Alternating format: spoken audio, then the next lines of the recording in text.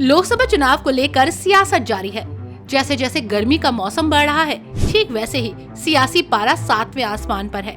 लोकसभा चुनाव को लेकर चारों तरफ बातें हो रही हैं। रोज सरकार बन रही है और रोज सरकार बिगड़ रही है, जिसको देखते हुए देश के दूसरे सबसे बड़े लोकतंत्र महाराष्ट्र में भी राजनीतिक हलचल तेज हो गई है। लोकसभा चुनाव को लेकर महाराष्ट्र के रण में असदुद्दीन ओवैसी भी एक्टिव मोड में नजर आ रहे हैं और महाराष्ट्र के रण में अपनी जोर आजमाइश करने में जुटे हुए हैं, जिससे विपक्ष में खलबली मच गई है।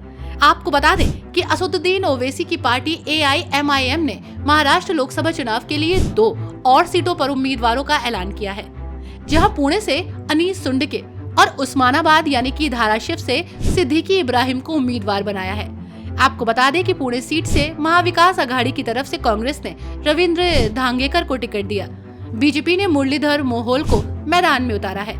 उस्मानाबाद सीट पर MVA और NDA दोनों ने ही अभी तक कैंडिडेट नहीं दिए हैं। तो वहीं महाराष्ट्र में 2 और उम्मीदवारों के ऐलान के साथ ही महाराष्ट्र में कुल 3 सीटों पर अब AIMIM ने उम्मीदवारों की घोषणा कर दी है।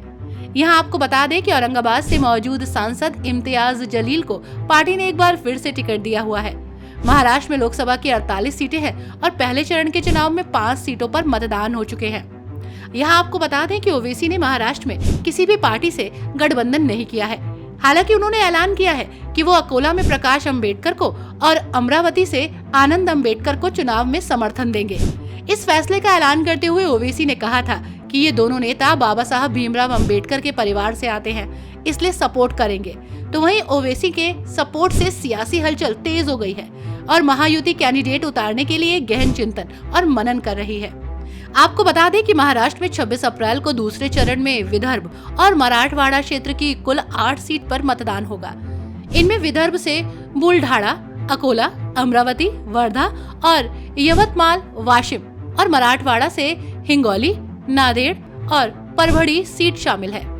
तो वहीं अकोला पश्चिम विधानसभा सीट से मौजूदा बीजेपी विधायक गोवर्धन शर्मा की मृत्यु के कारण वहां पर उपचुनाव कराया जा रहा है और इसके लिए 26 अप्रैल को वोट डाले जाएंगे। वहीं लोकसभा चुनाव के तीसरे चरण के कोंकण, मराठवाड़ा और पश्चिमी महाराष्ट्र की 11 सीट पर 7 मई को मतदान होगा। इनमें कोंकण से रायगढ़ और रत्नागिरी, सिंधुदुर्ग, मराठवाड़ा से उस्मानाबाद और लातूर और पश्चिमी महाराष्ट्र से बारामती, सोलापुर, माधा, सांगली, सतारा, कोल्हापुर और हाथकड़ंगले और इसके बाद जून को चुनावी नतीजे आएंगे। वहीं देखना होगा कि इस बार के चुनावी रण को कौन फतेह करता है और किसके सिर पर जीत का सेहरा सजता है, ये तो आने वाला वक्त ही तय करेगा। इस खबर में फिलहाल इतना ही। ऐसी ही तमाम खबरों के लिए बने रहिए हमारे साथ। देखते रहिए 4 PM महाराष्ट्र।